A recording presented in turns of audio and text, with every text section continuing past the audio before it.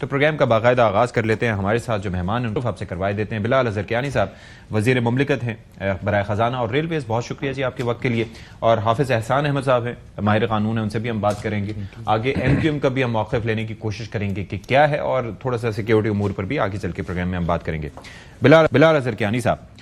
सारी बातें ये हैं मुसव्वदे के गिर्द घूम रही हैं, तो क्या है, कुछ अभी तक आया है मुसव्वदा सामने? जी बिस्मिल्लाहिर्रहमानिर्रहीम। सच्ची साहब बहुत शुक्रिया अपने शो में दावत देने का। देखिए मुसव्वदा भी हम एक्सपेक्ट करें कि जल्द इंशाल्लाह ले होगा, सेनेट में हम इंशाल्लाह एक्सपेक्ट करें कि प्रेजेंट होगा। और इस हवाले से आपने देखा कि इसहाक डार साहब ने चंद दिन कबल सेनेट के फ्लोर पे एक पॉलिसी स्टेटमेंट भी दी। उन्होंने कहा कि सेनेट में इसको ले किया जाएगा, और ले होने के बाद टू इंश्योर कि देखिए मुकम्मल कंसल्टेशन पार्लियामेंट्री प्रोसीजर को इंश्योर करने के लिए, ये जिस तरह कोई भी कानून आमतौर पर होता है, वो स्टैंडिंग कमेटी ऑन, उनने तजवीज़ दी कि standing committee on law and justice जो है उसको रेफर हो जाए, और एक senate standing committee on law and justice है, और फिर ये साथ तजवीज़ थी कि नेशनल असेंबली की भी standing committee on law and justice जो है उसके भी मेंबरान को जोड़कर एक जॉइंट कमेटी बना दी जाए, जिसमें ट्रेजरी और अपोजिशन दोनों के मेंबरान मौजूद होंगे, कौमी असेंबली से भी, सेनेट से भी, जहां पर फिर थ्रेड बेयर जो मुसव्वदा होगा, ड्राफ्ट होगा, उसके ऊपर आर्टिकल बाय आर्टिकल एक डिस्कशन होगी। तो यानी कि कल पेश किया जाएगा सेनेट में फिर इस जी देखिए इंशाल्लाह जल्द। हाँ जी, यही एक्सपेक्ट। और कल फिर कैबिनेट का एक इजलास भी है कहा जी देखिए, तो इंशाल्लाह वही आपके सामने जब तो सेनेट से पहले जाहिर है कि आप लोगों के सामने भी रखा जाएगा। नेचुरली देखिए गवर्नमेंट जब कोई अमेंडमेंट का आइन में प्रपोज करेगी तो सेनेट पे प्लेस करने से पहले उसका फेडरल कैबिनेट अप्रूवल दरकार होता है। तो इंशाल्लाह यही प्रोसेस फॉलो होगा,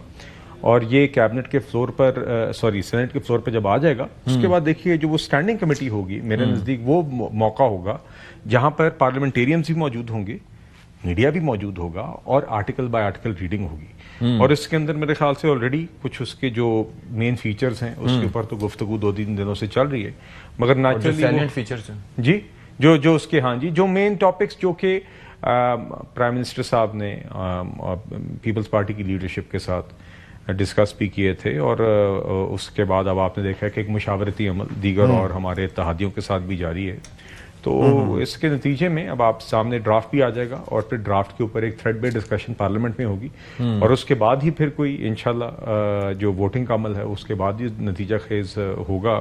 मगर ये इंश्योर किया जा रहा है इंशाल्लाह कि ट्रांसपेरेंटली और पार्लियामेंट के सारे तकाजे पूरे करते हुए वो ड्राफ्ट प्लेस भी होगा, और उसके ऊपर thread based discussion standing committee में भी होगी, और वो वीकेंड्स पे भी वो सिलसिला जारी रहेगा। नहीं देखिए वो तो देखते हैं ना जी, कल सेनेट में अगर कल होता है ये प्रेजेंट, तो आगे उसके बाद जो स्टैंडिंग कमेटी को रेफर होगा वो फिर स्टैंडिंग कमेटी के चेयरपर्सन पर है कि वो कब वो इजलास बुलाते हैं, वो तो आगे, बट जो भी है वो अमल से जरूर उससे गुजरेगा, और एक ट्रांसपेरेंटली एक सारे विजडम लेके पार्लियामेंटेरियंस की दीगर उमूर, चाहे वो हमारा आपने देखा है ट्रांसफर ऑफ जजेस का मामला है, या मैजिस्ट्रेसी का मामला है, या एजुकेशन और हेल्थ का मामला है, NFC का मामला है, दीगर और जो उमूर हैं, इलेक्शन कमीशन के जो चीफ इलेक्शन कमिश्नर की अपॉइंटमेंट पर डेडलॉक का मामला है, दीगर उमूर हैं। तो उस सब के ऊपर जो भी फिर आगे मुसव्वदा आएगा वो आप सबके सामने ही मौजूद होगा, और फिर उस फोरम पे पार्लियामेंट के तकाजे पूरे करते हुए वहां पे थ्रेड बेस पे डिस्कशन भी होगी। मुझे एक चीज बताइए, आज है 6 तारीख आज हो गई है, अब जो खबरें आ रही हैं कि जी 14 नवंबर तक मंजूरी इसकी होनी है, क्या ऐसे ही है कि तारीख है, ये टाइम बाउंड है? नहीं देखिए बात ये है कि जैसे कि मैंने आपसे कहा कि अगर तो एक पार्लियामेंट्री जो प्रोसीजर है उससे तो वो गुजरेगा, सेनेट में ले होता है, उसमें ले होने के बाद स्टैंडिंग कमेटीज को वो रेफर होता है, लेकिन वो आजो को होता है ना कि फास्ट फॉरवर्ड कर दिया, जल्दी नजर नहीं देखिए नहीं वहां पे डिस्कशन होगी थ्रेड। अगर तो देखिए ना, ये स्टैंडिंग कमेटीज में कभी कभी आपकी 1-2 मीटिंग्स के अंदर अगर आपके 6-7 नुकात हैं और लार्जली एक चीज एग्रीमेंट होती है तो वो भी आपके सामने होगी ना जी, और उसमें अपोजिशन ट्रेजरी दोनों के मेंबरान मौजूद होते हैं, और अगर ये जॉइंट मीटिंग होती है तो दोनों सेनेट और नेशनल असेंबली के होंगे,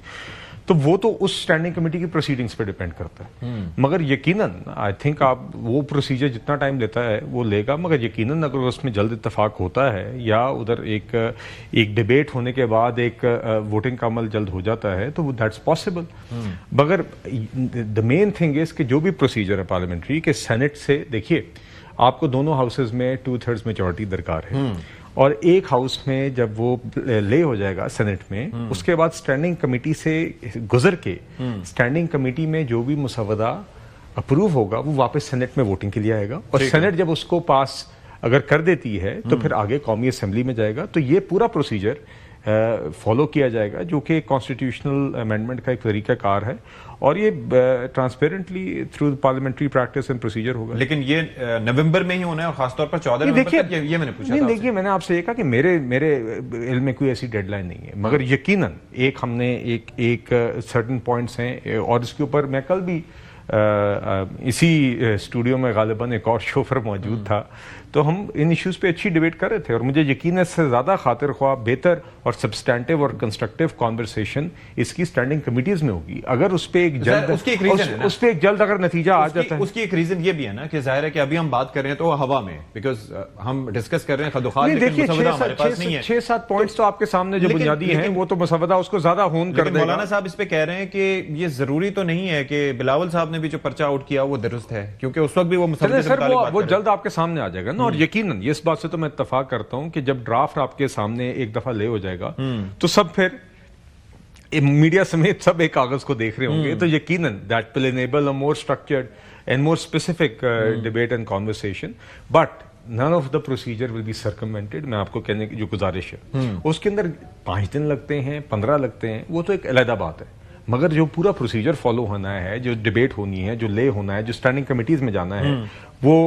उसी तरीके से फॉलो किया जाएगा। और स्टैंडिंग कमिटीज में जब भी कानून जाता है तो वहां पे आर्टिकल बाय आर्टिकल रीडिंग होती है, आर्टिकल बाय आर्टिकल कॉन्वर्सेशन होती है। अब देखिए, अगर कुछ आर्टिकल्स के ऊपर आप एक आर्टिकल लेते हैं या एक अमेंडमेंट लेते हैं, और पहली अमेंडमेंट के ऊपर आप एक डिबेट करते हैं, उसके अंदर ट्रेजरी और ऑपोजिशन दोनों के मेंबरान बात करते हैं, और अगर उसके बाद वो डिबेट एक सर्टेन टाइम पीरियड में इख्तिताम हो जाता है और उसके ऊपर एक ऐसी पोजीशन पे स्टैंडिंग कमेटी आ जाती है कि उसके ऊपर एक वोट कर सकती है, तो फिर आप अगले पॉइंट में मूव कर सकते हैं। तो वो उसका जितना टाइम उसको दरकार होगा वो लेगी। अब वो it's up to the standing committees कि वो अपनी स्केड्यूलिंग क्या करती हैं, कितनी लंबी मीटिंग्स करती हैं, मगर जितना भी टाइम नेसेसरी होगा टू इंश्योर कि वो उसके तकाजे पूरे किए जाएं वो होगा।